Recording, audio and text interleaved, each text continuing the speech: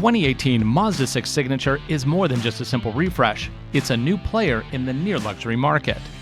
Under the hood is a 2.5-liter four-cylinder that pumps out 250 horsepower and 310 pound-feet of torque to the front wheels.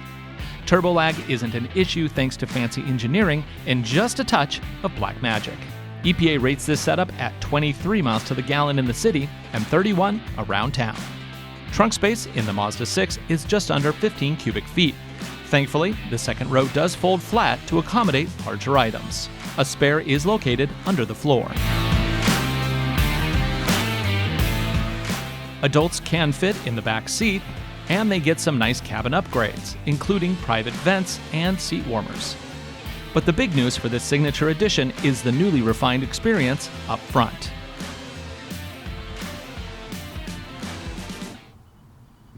The interior of this Mazda 6 Signature Edition is definitely befitting a much more expensive car. The leather on the steering is it's so supple, and that extends to the seats. And then on the dash, they have this suede-like material that extends all the way around to the doors.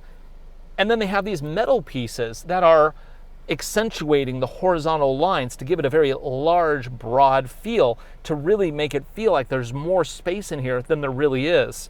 It's a design that is simply magnificent. I do have a couple concerns though. Over here, it's already starting to pill a little bit up on the door sill, which this car only has 1,200 miles on it. Now, that said, hopefully this is where the pilling ends and it just stays like this. But if this continues to wear at this rate, that may not look so great by 5,000 miles. Definitely something to keep an eye on. But for the rest of the interior, they did a bang-up job. With the Signature Edition, Mazda really wanted to elevate the 6 to be near luxury.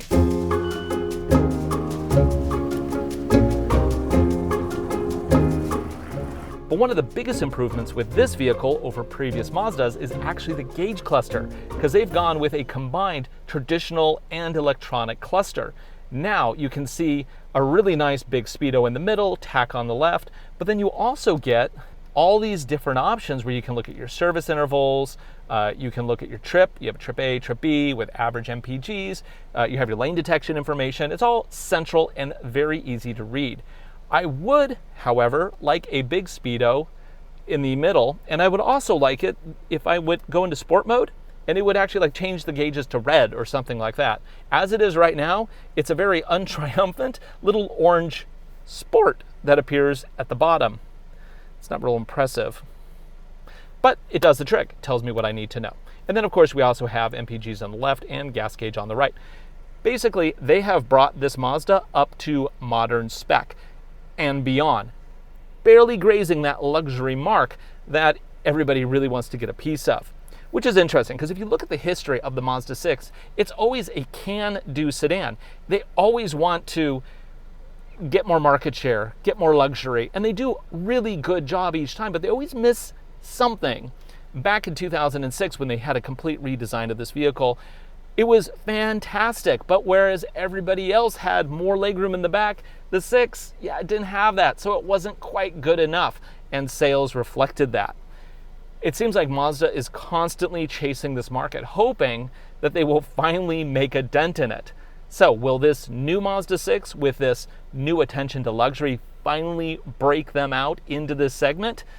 Time will tell, but it'll be interesting to see, because this interior is definitely the best interior Mazda has ever made.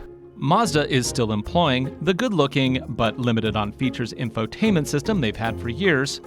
It can be controlled through either touchscreen or dial inputs, and it does a decent job with the basics. However, Apple CarPlay and Android Auto are still absent for mobile devices. Mazda says it's coming, but for now all you can do is play music and make calls. But enough talking about the interior, let's go ahead and take it for a drive and see just how good this new 2.5-liter turbo really is.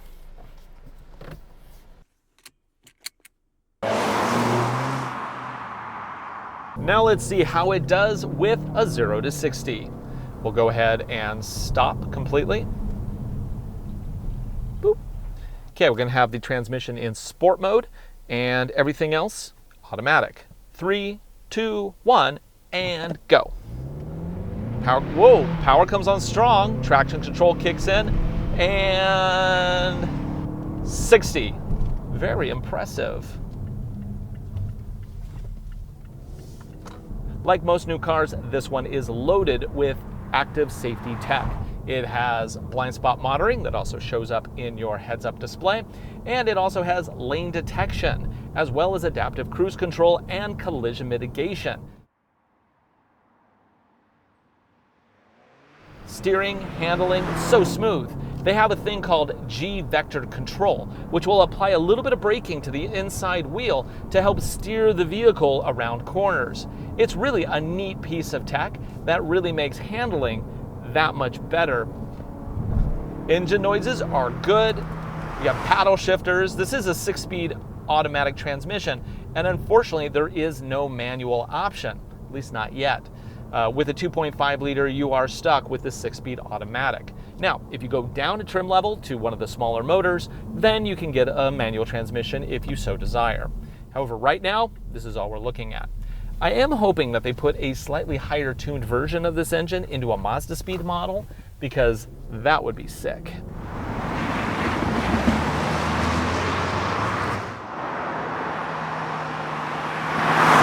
Emergency braking procedures engaging in 3, 2, 1. Ugh! Yeah, brakes are good.